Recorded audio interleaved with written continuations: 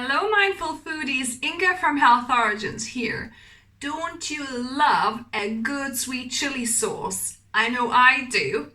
I present you a delicious Thai sweet chili sauce recipe that you can make at home with exactly the ingredients you want and to the spice level you prefer.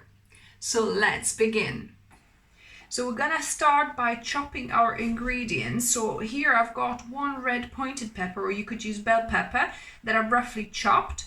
Then I have 5 cloves of garlic that I roughly chopped as well. So we're gonna add both of these into my food processor to process a little bit finer. We don't want a puree here, just a little bit of kind of finer chop. So as you can see, it's not a mush, but it's like quite finely chopped here. So I'm gonna add these to my pot. And since we're gonna need a cup of water, I'm just gonna use that cup of water to rinse my blender. So there we go, we've got this goodness in. Then we need 1/3 cup of maple syrup. Then, if you're using apple cider vinegar, use 1/3 cup too, but I'm using white wine vinegar, so I'm using 1/4 cup because it's a little bit stronger vinegar. So adding that in. Then we're gonna add 1 slice of ginger, just for that little bit of ginger flavor. We're gonna add 2 teaspoons of soy sauce.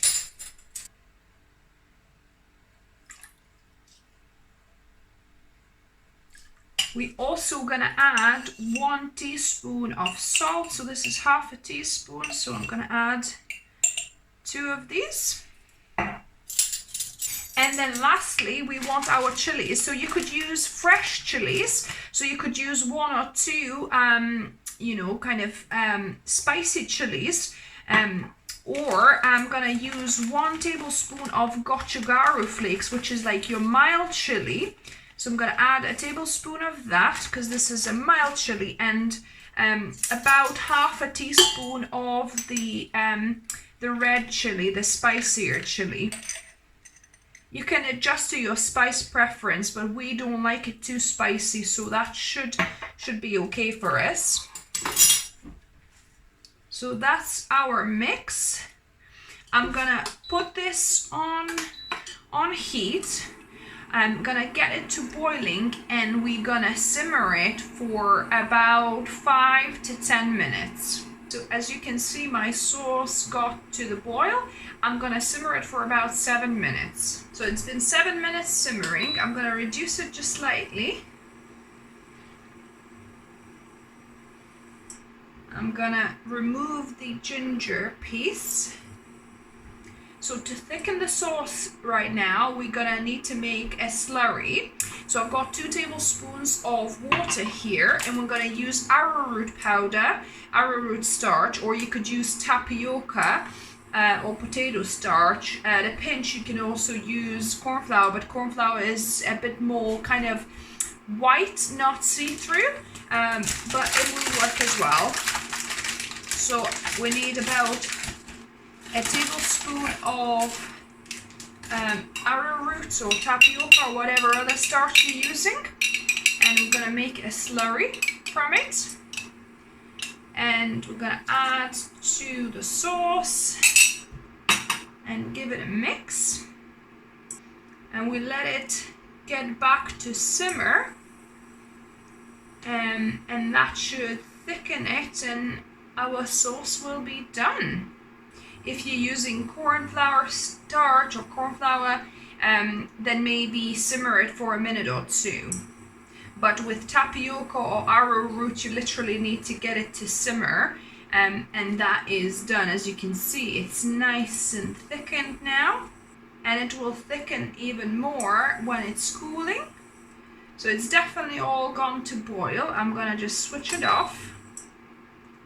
And now we are ready to jar it. So I've got a clean glass jar, and I'm just literally gonna pour it in.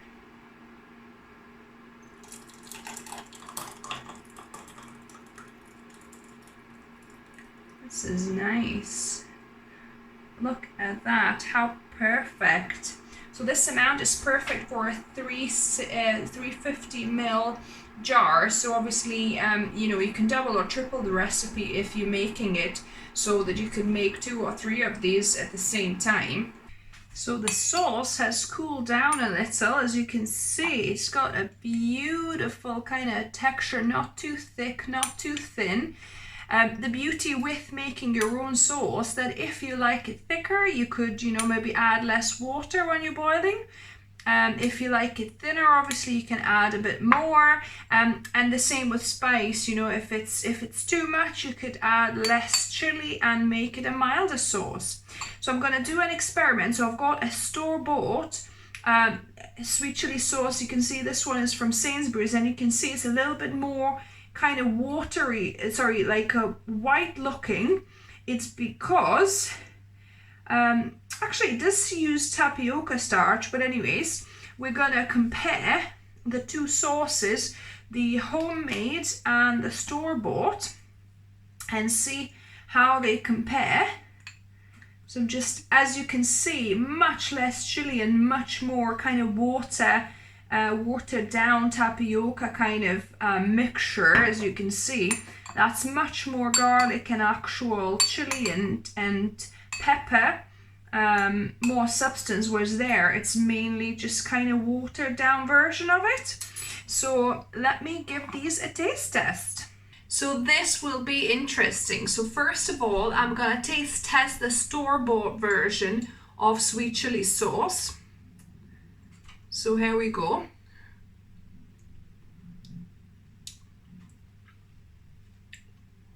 Yeah, so it's kind of mild and it's very sweet, and it's, like I said, it's kind of looking really watered down, as in like not much substance to it.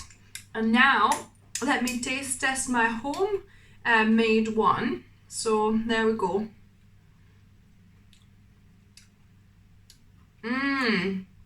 Oh my goodness, so many different kind of flavors. You can get like the chili, the pepper, you know, the garlic. It's so much kind of more flavorful and deeper profile. Really nice. And you've got like lots of little bits to actually, you know, chew on as well, like little seeds, little bits of you know, pepper, garlic, and the flakes. This is way superior to the store-bought version, hands down.